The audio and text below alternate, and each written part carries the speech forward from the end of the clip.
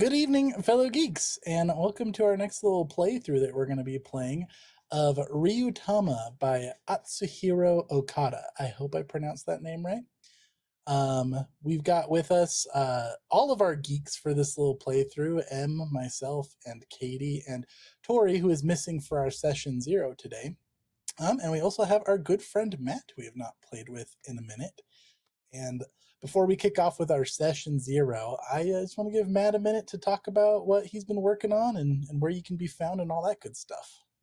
Hello! Thank you so much for having me. I've missed y'all so much. Oh my gosh. Likewise. When you reached out, I got so excited. I'm like, let's do this thing. Oh Um, yeah. I'm Matt.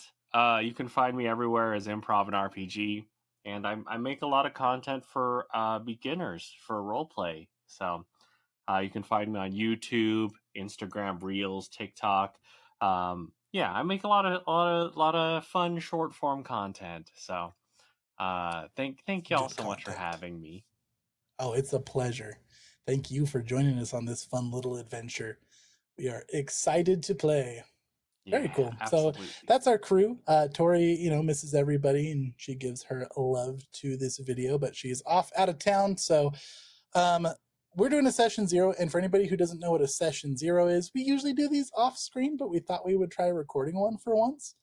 And basically, a session 0 is your session before your first session of the game, where we're not really going to be playing the game. We're going to be creating characters, talking about the setting, discussing safety tools and comfort levels within the game, and just kind of getting all of the logistics out of the way so that we can have a nice, smooth, fun game for everybody, and also hopefully have it be a better viewing experience for all of you. So that's what we're doing today. Now, since Tori is not here, I wanted her to have a character made, so she kind of got first dibs on characters because this is a game where the character roles are pretty important because everybody has their own little role on your journey. We'll get more into that later, but basically, coordination is important, so we just let Tori kick it off first and you guys can build around her. But she made a farmer who fights with their fists and is just really good at carrying things and is going to be your quartermaster. So that'll make more sense once we get into the logistics of the game. Let's go ahead and dive in. Before we get to character creation, I want to talk a little bit about the setting of Ryutama. Ryutama is basically a anime inspired Japanese RPG that is kind of like, it gives me vibes of like the old school Final Fantasy games meets Oregon Trail, and it is just really cozy, really fun. It can be less cozy sometimes. The game master plays a character in this game called a Ryujin, and a Ryujin can be different colors, and those colors kind of set the tone for the story. And so typically, the GM will pick their own Ryujin, and then the group of players and the GM will work together to design the setting. This game has a lot of rules around world building and setting building, but because we are doing a pre-recorded thing for entertainment purposes, I went ahead and I pre-composed our setting and the baseline of our story. And of course, as every TTRPG, it's going to become the player's story anyways. I just took care of those logistics so we can just play a nice little mini series. And I had our team vote on what color of Ryujin I'm going to play. And the team voted on an Azure Ryujin, which means that there's going to be strong themes of human connection and drama, romance, friendship, family. It's very about the relationships. So that'll be fun to see how that plays out with our group. So as you guys are making your characters, keep that in mind. And then I have a little write-up to introduce us to the setting because I thought you guys might want to know what we're going to be playing in before you make your characters, so you can build accordingly.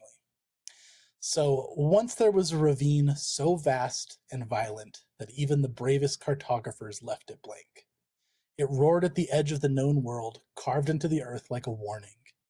Dark winds howled from its depths. Monstrous things stirred below, winged, clawed, and curious. For generations, no bridge held and no scout returned. The ravine of Aakor became a myth with teeth. And so the world simply stopped there. That was until the dragon came. No one saw where it began, and no one saw where it landed, only that it flew vast and radiant across the sky like a stroke of starlight. Its wings stirred the clouds, its cry cracked the air like thunder wrapped in melody. And when the people dared to look down again, the ravine was suddenly gone. Just gone. In its place, rolling hills, golden plains, and the shimmer of untouched trees. Some say the dragon sealed the earth itself, and others whisper that time folded and something long lost had returned. No one knows for sure. But what they do know is this: a new land now lies open beyond the map's edge. And the nation of Veltheria, your current homeland, ever poetic and ever proud, has no intention of letting mystery remain mystery. Volunteers are being called to chart the terrain, to establish contact with anyone who may dwell there, to build roads, friendships, and the stories that come with them. This is not a military campaign, nor is it a conquest. This is an opportunity for a journey, one full of glory and renown, and you have been chosen to take the first steps. The city of Cernus Reach buzzes with ceremony, lanterns sway in the breeze, and the mayor waits at the Travelers Plaza, surrounded by city officials, merchants, and curious children on tiptoes. Somewhere a musician plays a tune full of hope and key changes. A dragon-shaped kite dances high above the rooftops, and just beyond the city gates, the new horizon awaits. It's here that the mayor awaits the lucky travelers who have been selected and accepted to this grand call of adventure. A celebration and a feast has been put together to honor this new age of exploration, and all of you are the guests of honor. Over just the span of a week after news got around of your selection for the journey, you very quickly became local celebrities. It's here that our tale begins, but before we kick it off, let's create the ones who will star in it. So, that is where we are going to be started. So you guys have been selected to go out and explore this unknown land that just opened up beyond the map's edge. Now, in the setting of Ryutama, the worlds are not preset. You kind of generate your own world, but one thing is always in common, and it's that it is built into the culture of Ryutama that everybody is supposed to, at some point in their lifetime, take a journey. It could be small, it could be grand, but it's just meant to be like a path of self-discovery and kind of find yourself. And it's something that everybody does. Most people do. It's kind of like if you don't go on a journey, you're kind of a pariah. So it's a heartwarming, whimsical TTRPG about ordinary people going on extraordinary journeys. Instead of heroes and warriors, you play travelers, bakers, tailors, farmers, healers, etc., who are set out to explore the world, build connections, and discover what it truly means to live. Our adventure will be part fantasy and part slice of life drama, all wrapped in a poetic, anime-inspired world where even the weather has feelings and moods. And Ryutama, the game master, and myself will play their own character called a Ryujin, which will largely impact the feel of the story. And because I'm playing an Azure Ryujin, like I said at the start, human connection, drama, friendship, romance, and family are likely to be very strong themes in our adventure. So, now that you guys know what you're going to be doing and you know our theme, let's go ahead and we'll jump into the character building steps. So, all of you guys can go ahead and pull open your rulebook PDFs, and Katie here is going to be showing off her character sheet as we make the character, so those of you watching can follow along at home. We're just going to go around these step by step. So, something that I think that I should go over, we're going to learn the rules as we go. We're all learning this together, and I don't think anybody but myself has done like a big deep dive on the rules. So we're going to be playing this just as complete rookies, but I think one rule I should explain before we kick off character creation so you guys understand it, because it's a core mechanic to the game, is how journey checks work. Basically, since you guys are going out on a journey, a big part of this is going to be exploration, and a big part of the game is traveling around, having your little adventures. And this game feels kind of part like a tabletop role-playing game and kind of part like a resource management board game a little bit. You guys have to manage your food and your supplies, and you also have to manage your own health and fatigue as you're out traveling. So with that, every day, you guys are going to go through journey checks. And if you look at your PDFs, these are kind of towards the back. They have a little cheat sheet for how it works. I want to say it's page 239 for this one. I forgot to put a page number on this one. See if I'm correct. Journey rules. Yeah, there we go. Journey rules. Yeah. So these ones, and you can refer back to this if you want as you're building your character so you can see what kind of checks you're going to be making. Basically, in Ryutama, you're going to have a number of stats, and those stats are going to have a number that's either going to be 4, 6, 8, or 12. And that is the size of dice that you're going to roll. And then you're going to roll your 2 dice of the 2 stats for each check. So if you look at step 1 of the journey check, every day you're going to wake up and your character is going to see how healthy they feel. And everybody has to make their own check, and you're going to roll your strength plus your spirit for that. There could be modifiers, like if the previous day, if you had a super hearty feast, that could give you a buff. Certain magics can give you buffs, but that's going to be the base skill you're going to make. And so basically, the better your condition is for the day, the less likely you are to die, the less likely you are to be afflicted by ailments, the more resistant you are to magic. It's kind of like your all-encompassing will save for the entire day. So it's pretty impactful. If you get over 10, you get an extra perk. If you get double ones, then you're going to have a rough day. So you're going to be making those every day. And then every day that you guys are going to be exploring somewhere new, not going to be staying in place, you're going to make a travel check. And the travel check is going to be your strength plus your dexterity. And it's going to be based off of the terrain that you're crossing and the weather for the day. So weather is quite impactful in this game. And basically your travel check, everybody makes this personally as well. This is like how rough of a time you have traveling. Maybe you get exhausted, maybe you hurt yourself. And a big part of doing these is the game explains, try to not make these just be numbers that we roll and we just fly by. We're supposed to narrate how it happens, right? So if your condition check is low, you should narrate why your character's not feeling well. If your travel check goes poorly, you guys get to take some narrative control. Maybe you get bit by a snake. Maybe you fall and twist your ankle. Maybe you just are not built for the terrain that day and you're having an off day. You guys get to narrate all that. So we do a travel check, and then there is going to be one person each day who's going to make a direction check. And we'll get into the character roles eventually, but there is a cartographer who's going to be in charge of making this check. They can have one person assist them, and this is to see how far you travel that day. Maybe you go exactly where you intend, maybe you go slowly, maybe you end up where you started. So that check is also going to be versus the terrain and the weather. And then finally, when you guys are done for the day, if you are not in a civilization, which you frequently will not be, then at the end of the day, you're going to make a camp check. And one person has to set up camp, one additional person can set it up. And this is going to determine how much health and mana points you recover, and it could affect your next day's condition. And also sometimes based on when you're at, it could affect like how well you guys are keeping watch and if you get surprised in the middle of the night or attacked. So it just kind of encompasses all of your camping. So a lot of information, but that is like a core rule to the game because these checks are going to happen every single day and they are a big part of the rules of the game. Anybody have any questions on that, or you guys follow with me so far? I think I'm following so far. I'm excited for like the cartographer role, deciding how far you get. That's wild. Right? Yeah, it's pretty cool. I'm excited. Very good exploration style rules.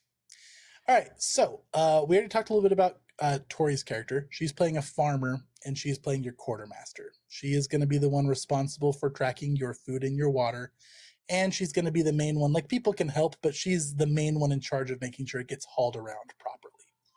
So if she's doing her job right, she should be managing the barrels full of water, the crates full of food. You guys shouldn't have to worry too much about it. And we have 3 more roles that need to be filled, and we are going to go to page 54 of the rule book next to go over those. So since the quartermaster is taken, you guys can decide amongst yourselves, somebody needs to be the leader. And this is not like a tyrant leader where everything you say goes and you get to boss people around. You just need somebody to keep things on track. If there is a conflict within the group, the leader gets the final say, and they just are in charge of just kind of keeping things on track. Then you need a mapper, and the mapper is going to be in charge of keeping notes of the locations that you guys are going. You're going to remind me if you're backtracking a location. I have a fun little Foundry map for you guys to keep track of, but the mapper is in charge of basically taking notes related to locations. And they're going to be the ones making the direction checks each day, unless there's a other circumstance where somebody else needs to make it. And then there is the quartermaster, which Tori has taken. And then there's also the journal keeper. And this is the person who's going to be in charge of taking notes, keeping track of your quests, keeping track of rumors. This is just going to be the group note taker. And they don't make any specific checks, so that can be anybody. So why don't you guys go ahead and discuss amongst yourselves what roles you guys want to take? Are any of these calling to anybody? I mean, Chase just said I can't control anything, so why would I want to be the leader? That just that's out. That's out, it's gone. It's out, it's gone. I can't really be the boss. That's not. I could be happy doing any of these, honestly. Any preferences? Any preferences? If not, I'm just going to pick one at random. Do it. I'm going to go with the journal keeper. Okay. Snap. All right, so you can keep that in mind. I wanted to pick roles first so you can kind of build your character to fit the vibe of your role, rather than have somebody, make something that doesn't really fit and then you're stuck with that job. So, okay, so we have Tori as the quartermaster, Em is the journal keeper. Matt, you choose. I don't know. Looking at the two remaining, it looks like the mapper, they recommend a high intelligence character. Katie, do you want to play a high intelligence character?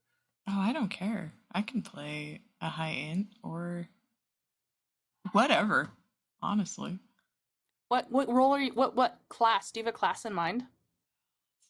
Classes are true. If you guys want to sit on it for a minute, we can also go to the next step is going to be choosing your classes. So classes will start on page 38 of the rulebook. You guys can start browsing through those. The classes are pretty easy because every class, now as you level up in Ryutama, you're eventually going to have 2 classes. But at character creation, you're going to choose one. And they each have 3 abilities listed underneath of them, and you just get all 3 of those abilities. No strings attached. So I'll let you guys start looking at that. And for those at home, I'll start reading some of the descriptions of the classes so you know what they're picking from. We have a minstrel, which is a traveler among travelers who roams from town to town performing songs or dances. The minstrel has a wide array of skills that can help the party in a variety of situations. So pretty cool. We have a merchant, a traveling tradesman who exchanges goods from various locales for gold and jewels. The merchant has skills that allow them to buy goods cheaply and sell them for a high price. They're also good at negotiating using conversational skills. And I guess I can kind of tell you guys what some of their key things are. So the minstrel, they're good at traveling. They're good at knowing things. Their skills include giving them bonus to their traveling and direction and camping checks. They can always roll checks about something interesting. And this is a game where there's not really anybody can try anything in this game, but there are specific mechanics that only unlock to certain classes. So there are certain things that only a minstrel might be able to roll. Like if you're traveling and there's some kind of landmark, nobody might know except for maybe a minstrel because they have the knowledge of tradition ability. And then minstrels also get to write songs based on the terrain or weather that's going on. And they write a song the first time they experience it, and then they can play that song when those conditions return and give everybody a boost to their stats, which is kind of fun. And you have to name your songs, of course. Merchants are good at negotiating.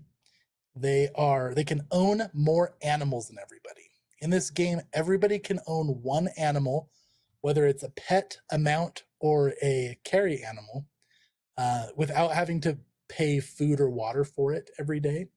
But merchants get to have 3 animals, which is kind of nice. And then merchants are also the only class who can sell items for a profit or negotiate items down for lower. So they can basically get a percentage discount on buying and selling goods if they buy or sell 4 of the same item. So gold management is pretty big in this game, and a fun thing merchants can do is they can buy goods from one town in bulk, go to another town, and try to sell them for a profit. So they can do things like that. If you guys have somebody in the group who can skin monsters, they can also get more profit off of those if you go hunt the monsters in bulk. So kind of fun. Speaking of which, skinning monsters, there's the hunter, an outdoorsman who makes their living from nature, using their wisdom, cunning, and technology to bring down their prey. They're able to find food in any terrain while en route to their destination, and can even carve out the edible or useful parts of monsters. So hunters can help you track specific monsters in a terrain if you need it for a quest, or if maybe you just want to get some loot. They can harvest valuables from monsters. So this is a thing that only people with the trapping ability can do. I think the artisan can also do this. And then they are also the only class who can go out and find food to sustain while you're out in the wilderness for free. You guys can go try to find food if you don't have a hunter, but you have to take a very long time to do it and basically waste your day. Hunters can just do it for free during camp, as long as they're not the ones setting up camp. So that's hunters. All right, so next we have the healer, which is a medic respected by all for their skills in using herbs to cure illnesses and heal injuries. You want to make sure you have a healer with you if you're traveling in dangerous areas. So healers can, imagine this, they can heal. Now, there are healing herbs that you can find in different locations. There's a big list of them in the rule book. They do different things, from poisoning enemies to giving buffs to being used as spell components and adding additions to spells. And typically you guys have to just come across those and find them as loot. But the healer has a special ability where every morning they get to go out and find some for free. So that is pretty helpful. They can also spend those herbs, if you guys don't care about the buffs, they can spend those herbs to do straight up healing and restore hit points for you guys. And then they also have first aid, which is, you guys will go over this in the rules, but you can get conditions like poison or injuries or shock, and they can basically either temporarily relieve those effects, or if they roll well enough, they can remove them completely, which is good because those effects can be a big detriment. So yeah, that's your healers. Tori is the farmer. Just so you guys understand her abilities, she has robust, which makes her carry a lot more stuff. She has animal owners, so she can own 3 animals without food or water. And then farmers also get to pick a side job, which they get to pick one ability from one of the other classes. And she took the trader ability from the merchant, so she is able to buy and sell things at a discount. Next up, we have the artisan, a craft person that makes useful things, beautiful things, delicious things, all kinds of items. They're able to fix things that break, along with a way to find their destination and create things they need along the way. So artisans have the trapping ability just like the hunters. They can skin monsters for goods. They can choose a crafting type, and they can basically craft items while you're out in the field, which is very helpful. And they can make them either like beautiful or cute, which are modifiers that can make things sell for more, or sometimes like might be useful for quests. Like if you're wearing a cute armor and somebody really likes cute things, you might get a bonus to negotiate with them. If you make delicious things, your rations are going to give you a bonus to the next day's condition checks, things like that. And then they can also repair. So they're the only ones that can help repair items as they wear down.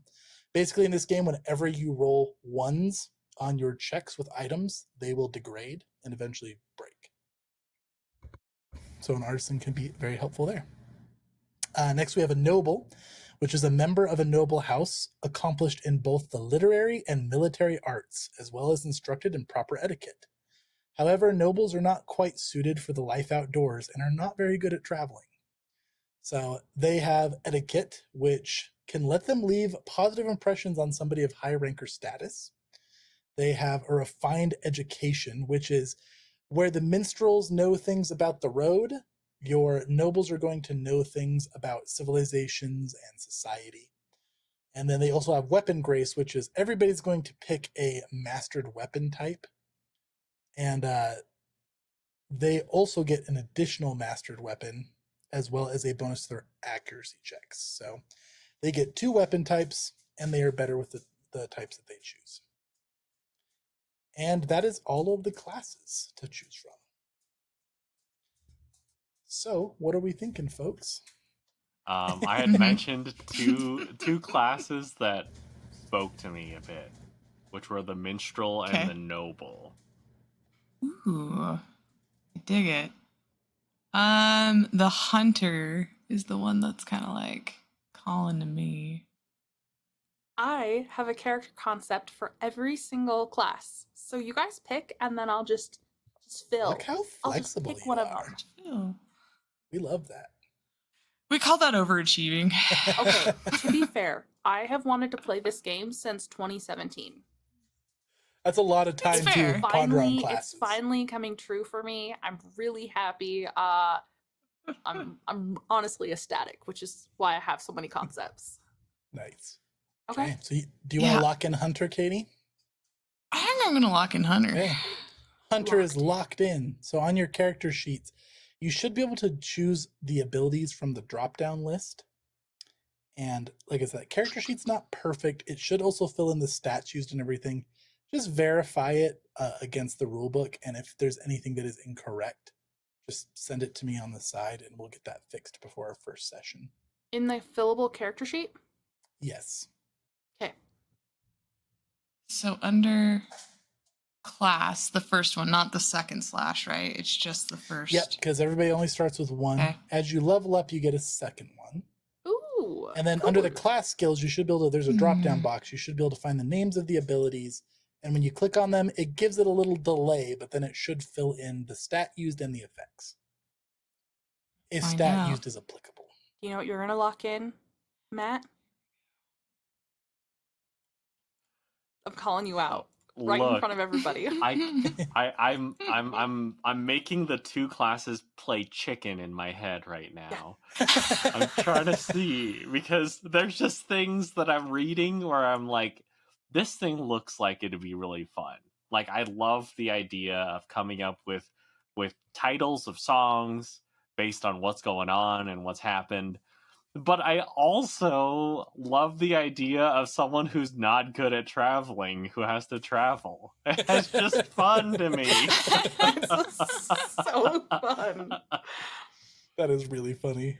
I might just flip a coin when it comes to these two. Because Yeah? I love them both so much. That's always a reliable method. Yeah. Okay. Heads is minstrel, tails is noble.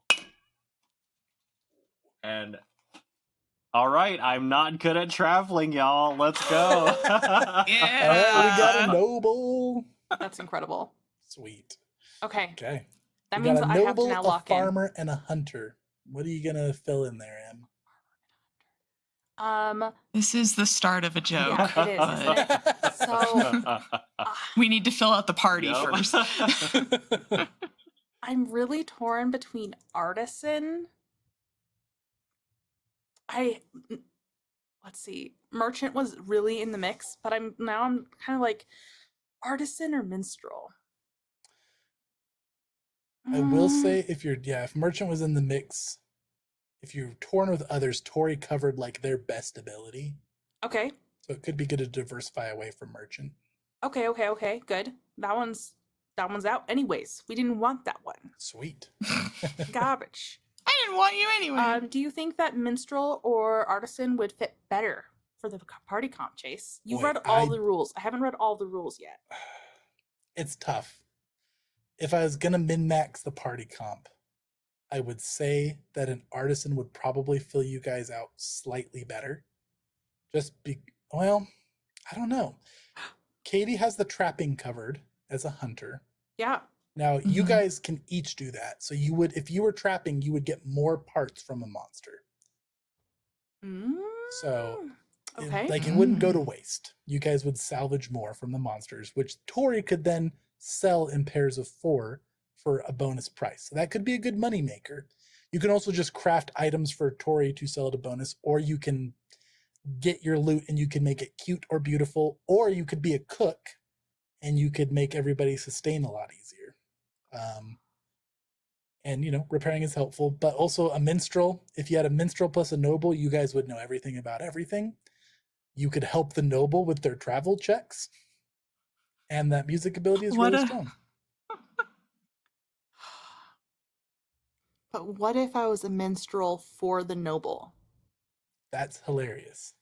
What if I was the noble's minstrel?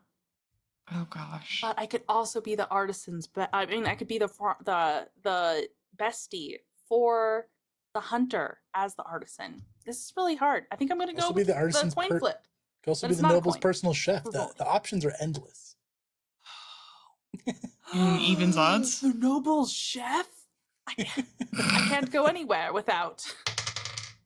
Hey, artisan. We rolled for it. Artisan? Artisan. Artisan. Love it. Excellent. Yep. Something here. Okay, so you have a decision to make right at the beginning, M, as an artisan, and you have to choose a single category from either weapons, armor, shoes, capes, staves, hats, accessories, food, sundries, camping equipment, or containers as your specialty.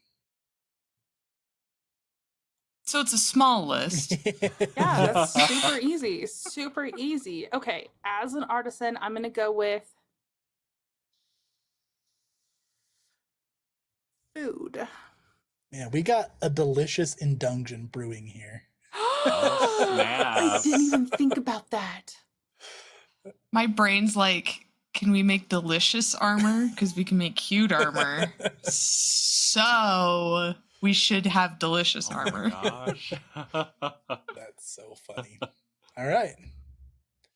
I love it. I think that'll be a good round out for you guys. And the choices aren't done yet. So we have our classes picked. I guess Matt and Katie, does that help you guys fill in a role that you would like? Or do we want to finish making the characters and then we can backfill the roles? Here's my brain thought on it. Because Matt, if you're going with the noble, would it make sense for you to lead? Sure, I would love to. Cool. It is a station befitting my nobility. Yeah. Excellent. You know, I like it. The cartographer will be the hunter, the guide. Sounds sweet. I mean, it would be funny if the noble's like, yes, this map, and it's just upside down, and like there's water spilled over half of it, so we don't even know. Good stuff. All right, cool. So we have roles figured out. We have classes figured out. So the next step is going to start on page 52 of the rulebook. For those of you following along, you have to choose one of 3 types.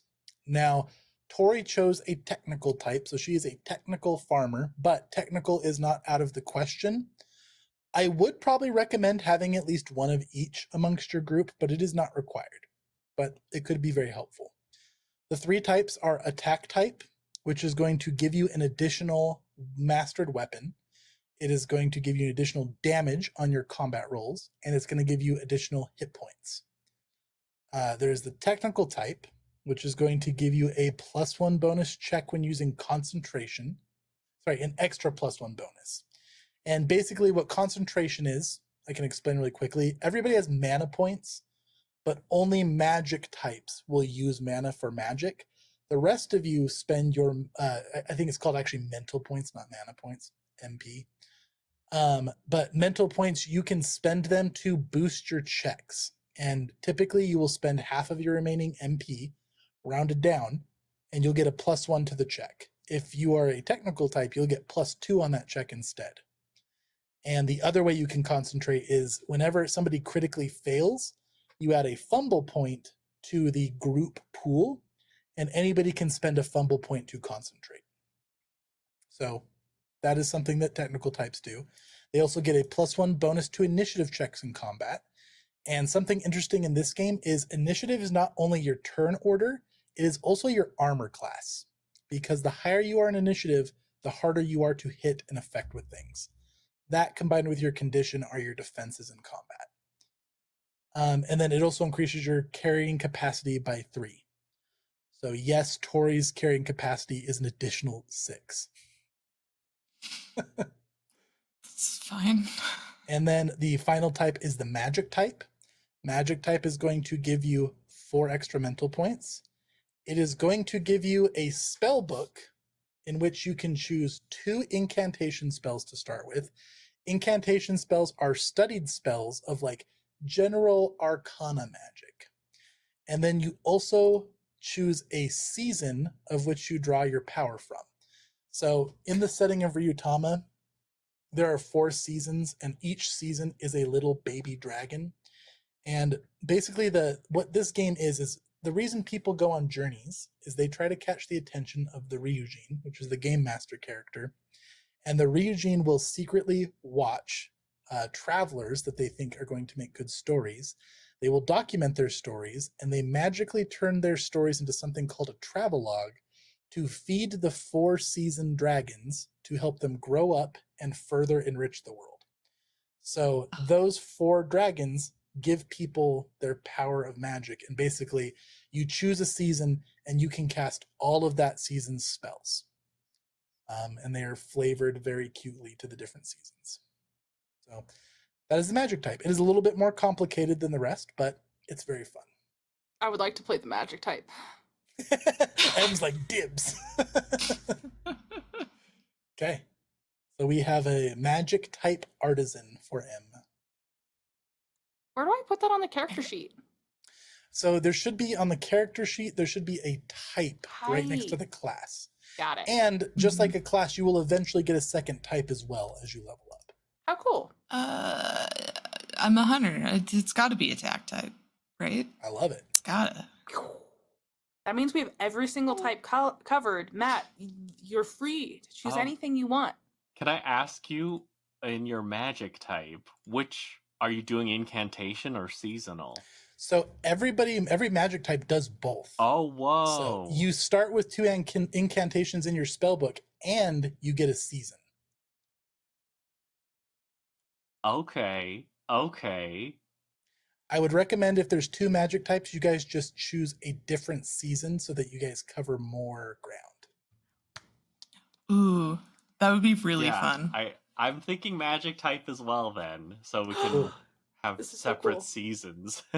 Am I really your cook? If you want to be. Okay. Maybe we met doing magic together and you hired me later. Yes, let's go. I love that. So as you guys are looking through this, and I'm going to let you guys like pick your spells off screen, but we can just cover it briefly. Spells are going to start on page 74. It talks about the different rules for spells. So some of them that I will just cover is that you have normal magic, which are spells that happen instantaneously in combat. They just take your action. And then you have ritual magic, which is spells that take a long time. They take an hour or like about an hour. And that entails, and magic in this system is created by you guys imitating dragon incantations and actions. So flapping wings or roaring or speaking incantations from dragons. And then the rituals will mean that you go around and you're probably drawing sigils in places and setting up components. And it's like a big long thing. All magic will cost mana. They have a duration, they have a target, they have a range. In this game, the combat is designed, it's broken up into areas. And basically there is a frontline area, which is where everybody is in melee and engaged with each other. Melee can only hit other people in the front zone. And then there's also going to be a ranged area for enemies and a ranged area for allies. And so if it affects an area, you can choose any of those areas to affect. And basically, if you kill all of the enemies in the front area, all of the back enemies are forced into the front area. So it kind of works like a turn-based RPG kind of, a little bit. So that's going to be what the area descriptions are. And then from the incantation magic, you guys can look on page 76. There are the low-level spells. You guys are starting at level 1, so you have to choose your 2 incantations from this list. They can be normal or they can be ritual. You can choose any two. And then if you guys go like starting on page 79, that's where spring magic starts. And all of these seasons follow. You guys will get all of the low level spells of your season, every single one of them. So I'll let you guys pick your incantation spells off screen unless you have ones that are calling to you right now. But we should decide what seasons you guys want to be magic of. I do want to mention that I do want the alert bell alarm, but I feel like it's less of a alarm thing and it's more of a I'll make this bell and then like cook, please. That's amazing. I desire sustenance. I love it. Ding ding ding ding ding. I'm just picturing the hunter being like, "What? Where's the danger?" The hunter's always awake and on watch because of that damn bell. Yeah. Sleep deprivation is actually their trait now. Oh, man. I have not picked any incantations. I'm definitely gonna do it off screen. Which do you have a season calling for you, Matt? So, I was thinking one that is, and it's just based on the first sight of one spell. In spring, there's a ritual called A Little Beauty, where the target's hairstyle and hair color are changed and makeup is applied. And it just feels like a noble person's thing, right? Okay, one argument for this. Yes. Are you going to have your cook learn the spell to change your hair for you? Oh, that's a good point.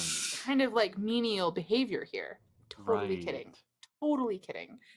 If that appeals to you and your character's like, you know what, I'd do magic. I'd learn a ritual to make myself more beautiful. That's hilarious. I have, again, many, many favors. Did any of them call out to you, Eb? I kind of like summer. The target's health and cheer rise as if they've just returned from a long, refreshing vacation. That's so cute. I love that so much. Is that oh my gosh, and I vacation can vitality? summon leaves to help people. They don't have rain on you. Okay. I was like torn between spring and summer, and I think I'm kind of locked into summer right now. Mm-hmm. Okay. Are we going spring and summer for you two? Matt's debating. Matt has seen something. Look. Look. There's just alright, so when you like with summer, I feel like there's something poetic if I were to choose winter. And I feel like similarly, like I mentioned the makeup stuff, but in winter there's the cool masquerade where the countenance is frozen in place like a mask. And I don't know. Look, there's a part of me that's leaning into sad boy vibes too, where it's like, what if he's like, I have to live up to the expectations, so like force a smile, cool masquerade to freeze the smile. Sad boy, sad boy. I love that. It's so good. Okay, I think that's it. Winter magic it is. Okay. Summer and winter. How Summer and sweet. winter. Two sides of the same coin. Yes. So you guys can coordinate your incantation magic off screen. You each get 2 spells, and then you get all of the low level spells for summer and winter respectively. Sweet. And the magic in this game is just freaking adorable. Like Min Cicada chorus, like they're so cute. Mm-hmm. Taste good taste. So adorable. There's a taste good taste, and I didn't take it as the chef. You could, it's an incantation. Just saying, we have to consider the armor here. I don't have to consider armor. I'm not about that life. I'm so aggressive. I'm clinging to it. It happened. Excellent. All right, so we have our party roles chosen. We have our classes, we have our types, we have our magic. We've gone over concentration. The next step is going to be picking our ability scores, which is going to be on page 30. Now, ability scores are very easy in this game. Like I said, the number equals the die size that you will be rolling. It's either going to be a 4, a 6, or an 8 to start with. It goes up to a 12 as you level up, and there is one miraculous spell that can get you up to a D20 in this game, but it's rare. So there are 3 sets of scores, and you can choose whichever one you want, and then you assign them to your 4 skills of strength, dexterity, intelligence, and spirit. You can take an average set where you start with all 6s. You can take a standard set where you have 1 4, 1 8, and 2 6s. Or you can take a specialized set, which you have 2 4s and 2 8s. And you guys can go ahead and think on that. I will, for the viewers, talk about the 4 stats. We have strength, which represents physical power, stamina, and endurance. It's going to affect your health and your carry capacity. You have dexterity, represents speed, nimbleness, and lightness of foot. You have intelligence, which represents power of judgment, thought, and memory. And you have spirit, which represents focus, bravery, and strength of conviction, and will affect your mental points. And basically, whenever you roll a check in this game, it's going to be two scores mashed together, and you're going to roll the dice. Sometimes it will be the same score. Like if you're pushing a really heavy boulder, it might be strength. If you are trying to catch somebody who's running away, it might be strength plus dexterity. Things like that. And as you guys make the decision, let's talk about it. I've made my decision. What did you take? I went with a standard set. I did 6 strength, 6 dexterity, 8 intelligence, 4 spirit. Ooh, okay, I like it. Just splashing in the magic. Oh, but the max MP is spirit times 2. Mm-hmm. Nope, I'm swapping it. Spirit is going to be 6 and strength is going to be 4. Cool. Love it. Okay. For you, Katie, since you're going to be the cartographer, just remember that every day there's going to be a check that is going to rely on you rolling an int plus int. So what you're saying is I should probably have int. Maybe I mean, it little. depends on how lost you want you guys to get. You don't have to. I just wanted you to keep it Oh in my mind. gosh, how funny would that be? I could be a fraud. I could be a fraud. I know the forest. I'll be your mapper, and just we're lost the entire time. It's the definition of confidently wrong. One person each day can help you, and they roll the same check. And if they get at least a 5, you get a +1 on your roll. Well, now I've been tempted to the dark side to just like trash my int. What about you, Matt? Which array do you think you're gonna take, Matt? I was thinking average, because again, Sad Boy is average at everything, but excellent in nothing. I love That's that. the saddest. That's the saddest sad boy thing that could be sad. What do they call Jack of all trades, master of nothing? What's the saying? Jack of all trades, master of none. Oftentimes better than master Okay. of one. Yeah. I didn't know the rest of that. How fun. I like this ability score setup. I think it's fun. I think I'm going to do a standard set, and my int will be 4. Thank you. Okay. Bold choice. We like it. Terrible choice. I should change it. Well, that's I up to have been you. updating Tori with like the play-by-play this whole time. I told her about Sad Boy Nobleman, and she's like, I can fix him. We're not. So funny. I can fix him. All right.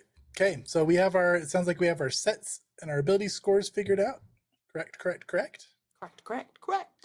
Okay, so now you guys on your character sheets are going to fill out your calculated stats, which is going to be your HP, your MP, and your carrying capacity. That's on page 31. So hit points are going to be your strength times 2. Your mental points are going to be your spirit times 2. And your carrying capacity is going to be your strength plus 3. And if you're thinking in other games where carrying capacity is kind of trivial and it doesn't matter, it's a pretty big deal in this game because you're trying to survive and you might find yourself with tons and tons of loot and just not able to carry it. But Tori has aimed to solve that problem for you all, so. Love Tori. Love Tori's cow. Tori can carry about as much as a pack animal. It's hilarious. All right, is everybody caught up to this point? Yes. Excellent. All right, next, we are going to choose your mastered weapon, which is just one page over on page 32. Now, this is your weapon category, and you can flavor this however you want within the categories. Like, for example, light blades could be a dagger, a short sword, wakizashi, etc. And every weapon has stats that it rolls for accuracy. So, for example, a light blade rolls dex plus int plus 1, and it will have a stat that you roll for damage, which is usually just going to be 1 dice. So a light blade rolls int minus 1 because they are accurate, but they are weak, and they are one-handed. So you can take notes of how many hands they take, the stats they use, and everybody gets to pick one with the exception of Matt gets to pick 2. Because you've been training. Matt Oh, gets and you get to pick 2 as well, Katie, because you're a fighting type. I was gonna say, yay. I want to have like the equivalent of fighting with a frying pan. I'm assuming that's unarmed. Like a cast it iron could be. skillet. Or you could consider it probably just an unarmed. Perfect. Wait, what is that? Dex plus strength? And I will strength call minus it 2? Tori is also unarmed. If Okay, that matters. I'm gonna go bow. Cool. And now, anybody can use any weapon also, it's worth noting. But in this game, hit points don't just represent damage you take. It kind of represents your overall stamina and endurance. So you can use weapons that you're not mastered in. You just take a hit point of damage every time you use it, because it's tiring to use. You're doing so inefficiently. You can also go back and adjust stats if you guys want. They are not locked in. Okay, thank you. It's too late. It's recorded. Mine are locked in. It's part of session 0, going through the build, making changes before we actually get started. Also, if you guys have like a weapon that you want that doesn't quite fit, like if we were okay with like muskets being in the setting or something like that, if you guys wanted something that would fit your character, we could put that under bows. I would even let a frying pan be like, I don't have anything for a mace, which is kind of interesting. I would probably put like a blunt weapon like that under like a blade. It's okay. I'm fine with a bow. It was like a fun Samwise Gamgee moment, but it's been done. Cool. Not that bows haven't. But if also anybody has been a weapon done. that they really think fits the vibe and it doesn't fit in a category, we can work it in. So. Okay. Which weapons are you thinking, Katie? I think I'm gonna go with the blade. So probably like a broadsword. Nice. And then I was thinking pole arm, so I have like short and long range, kind of. Excellent. Now, notably, reach is not a thing in this game, and it will still just be in the front area. But in my mind, they're different. Yeah, and there could be, and that's what matters. Sometimes there could be boons on certain enemies. Like some enemies may have something that punishes you if you're not using a pole arm, or like you might get boosts with certain kind of weapons. So like the pure stats are not the only benefit. So you are thinking in the right area. Good. That's what I'm sticking with that. So pole arm and blade are the ones I'm gonna go with. Sweet. I am thinking axe. I feel like my nobleman probably at some point would have had to like try to do like preparing wood, and I don't know, there's just a part of me that's like, that's where the disappointments began. But then I also chose bow as well, because then it could be one of those things where it's like my father would be like, "Why can't you shoot the bow as well as your cook?" I love that. That's devastating. So, you settled on bow. I went with bow.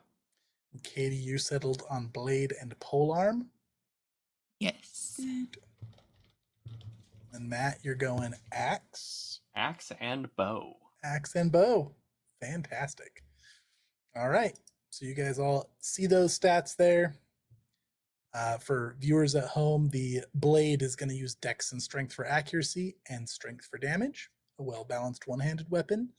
A polearm is going to use dex and strength for accuracy and strength +1 for damage, but it is two-handed. And then the axe is going to be strength plus strength -1 for accuracy, and the damage will be strength. And then the bow is going to use int plus dex -2, and the damage is dex. And notably, it's two-handed, but it can attack from range. So you can be in the faraway zone and still fighting. All right, that is our mastered weapons. We're getting close to being done here. The last step that you need to actually design your character is everybody needs to choose a personal item that is sentimental to them. And this is not something that it should not be useful. It shouldn't be like, this is my prized spear. It should be something small and useless and sentimental, and it is strictly for flavor and may have story impacts.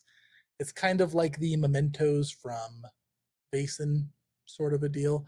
There's no mechanical thing out front, but everybody should choose one. I'm going to have a headband that is an old part of my father's belt.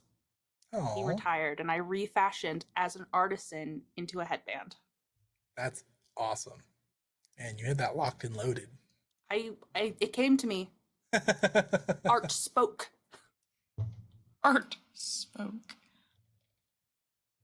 Oh, and then if you guys wanted to see the details on it, there's not much on it, but that is going to be on page 33. It talks about determining your personal item. I think mine is a compass permanently pointing south with a crack in the middle of it. Okay, I love it. What about for you, Matt? I think it'll be a pair of earrings. These are earrings that my character received from his mom, and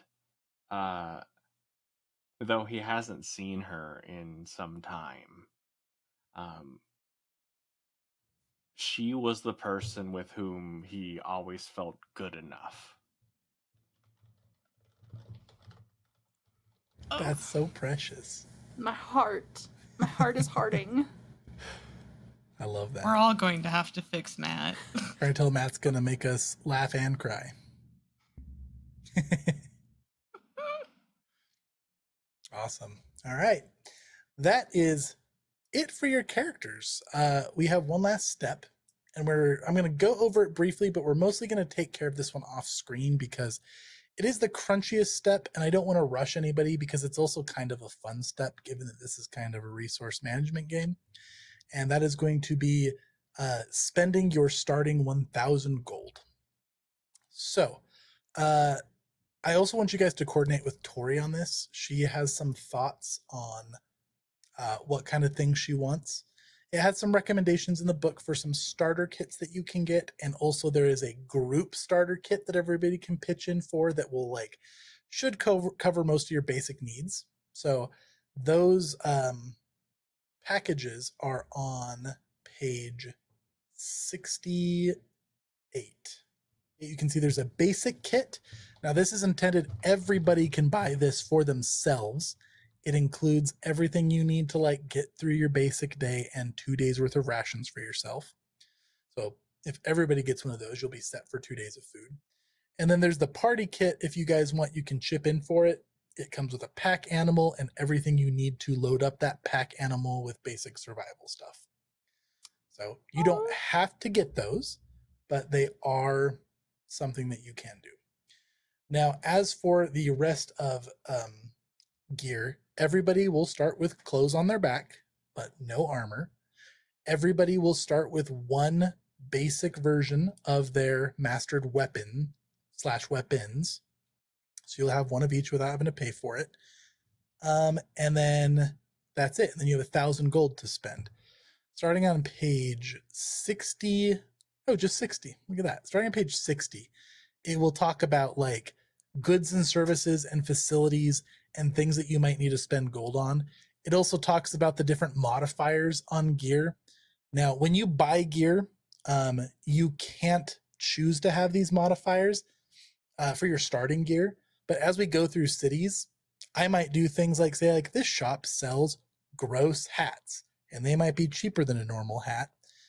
Or they might sell cute hats for, double the price. And then maybe you guys will go to another town that loves buying cute hats, and they might buy them for triple the price. Things like that. And then also, like I said, the modifiers can have effects on certain NPCs. Some NPCs might like cute things, some might like beautiful. And then there's also things like sturdy, which can double the durability.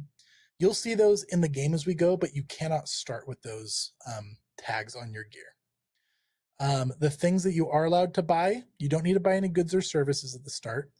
You can buy, starting on page 62, there are specialty goods, and your city specializes in art and literature, your starting city. So these are things you can see you can buy. They have different sizes of them. The size equals how much of your carry capacity it takes, and they have a price. Normally, when you sell items, they will sell for half price. Specialty goods sell for full price when you sell them, but not in the town you buy them for. So these are things that like Tori can load up on to try to make a profit on when you go from town to town. Or sometimes they might have to do with quests. But you guys have art and literature, specialty goods available. And then there's weapons and armor, if you guys want to buy any extra weapons or if you want to start with some armor.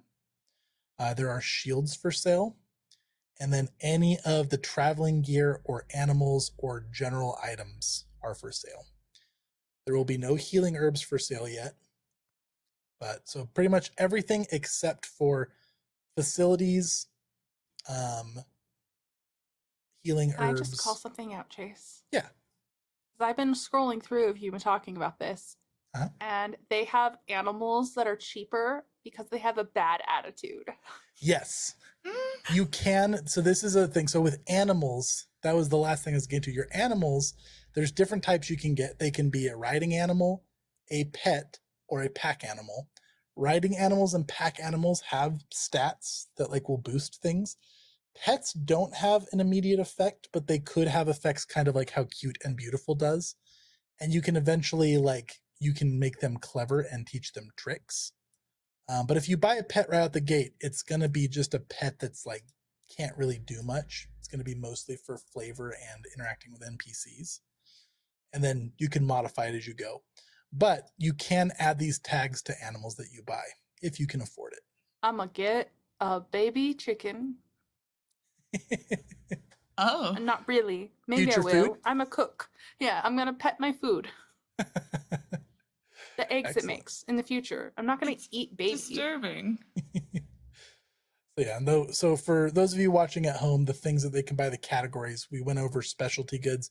There are there's traveling gear, which is like there's shoes, capes, and staves, hats, and accessories, and those can boost with different types of terrains or weather. For you guys to know, it is the first day of spring when you start, and your city that you're starting in is in grasslands and pretty open, but you do see there's mountains and forests out on the horizon, so you don't know what you're going to come across. Could be anything because it's unmapped. But you can get traveling gear to boost for certain types of terrain and weather. And then, yeah, animals can help you with mounts or pack animals or pets. And then general items are just things that you might need. Most of them don't have stats. Some of them do, but they're going to be things that you can use for different situations. Like rope doesn't give you any stat boosts, but there might be a time you might need a rope. And then everything in the kits should cover all the basics you need for camping. Like you can camp with pretty minimal stuff, but if you guys are roughing it with like no bedding except for sleeping bags for a long time, I might start to add some conditions that you guys are going to start to take penalties to your condition checks and whatnot. So comfort will be accounted for at GM's discretion. Perfect. This is going to be so much fun. I am like literally bouncing and spinning in my chair. I'm so thrilled. Should be It's awesome. gonna be fun. So homework for you guys. Matt and M, you guys have incantation spells to choose. Make sure you study up on the spells you have from your seasons. And then everybody should send me your character sheets once they're all done. I would like you guys to all discuss in your Discord chat on what gear you're going to buy before our first session. And then also, if anybody has any lines or veils that they would like included, please send those to me as well, and I will put together a list of lines and veils. And I will send that out to the group before we start our first session. And I think that should cover it all. I think you guys got everything else done. Am I missing anything that you guys can see? Nope. I don't think so. Awesome. Feeling Well, good. that is how you build a character in Ryutama. Pretty simple, but feels impactful with lots of fun decisions. I love it. Thank you so much for running us through and doing all the research to very clearly and simply lay out the rules for us. That I saw the amount of days that you put into just sitting there reading the rule book. And also, thank you to Ryan, who purchased the book for us and sent it to us so that we could play this game. It was unexpected and just has brought so much joy to our lives already, and I can't wait to get it to the table. So thank you. It's going to be so fun. And you're very welcome. I'm a weirdo and I love reading rule books. This was a big one, but it was a fun one because it has just adorable anime art throughout the entire thing and like little comics, and it's very fun. You'll see it on the stream. I guess one other thing I will cover. I'm not going to go over my full Ryujin character creation. I already mentioned I'm playing the Azure Ryujin. One thing I will mention, I start with an artifact, which will impact the game. And I can change that as I level up. There are other abilities that don't really come in until the second session, which is when I will reach level 2. But the artifact that I chose to start with is a crystal, which reveals the fate of the travelers. And so this is something that's going to give you guys a boon. And it means that you can survive damage that reduces you as far as negative 20 hit points. Which means that until I change that artifact, it's going to be very difficult for you guys to actually die. Because typically you'll die when your hit points are negative equal to your condition. Okay. So, all right. Neat. But I can risky. change that to be something that's a little, like, it's the Ryujin's job to keep it interesting, so sometimes I might change it to make things more difficult on you. But that's fine. We'll start with a crystal. Chase was telling me about another, what was it, Crimson? The Black Dragon Ryujin. Black Dragon. Where they can just be like, you know what? I kill an NPC. Keep it interesting. They have a dagger, and it's just once per journey they can kill an NPC. No roll required. Oh my gosh. Whatever just hurts your players. Oh, so interesting. Let's feed the story. Everyone's too happy. So funny. The Black Ryujin is like Game of Thrones style. It's all about intrigue, betrayal, assassinations. Goodness. It's fun. Cool. Well, Matt, we're excited to play with you again, and it'd be fun to have Tori back. And we'll kick this game off next week. So yes. Thanks for getting together for session 0, guys.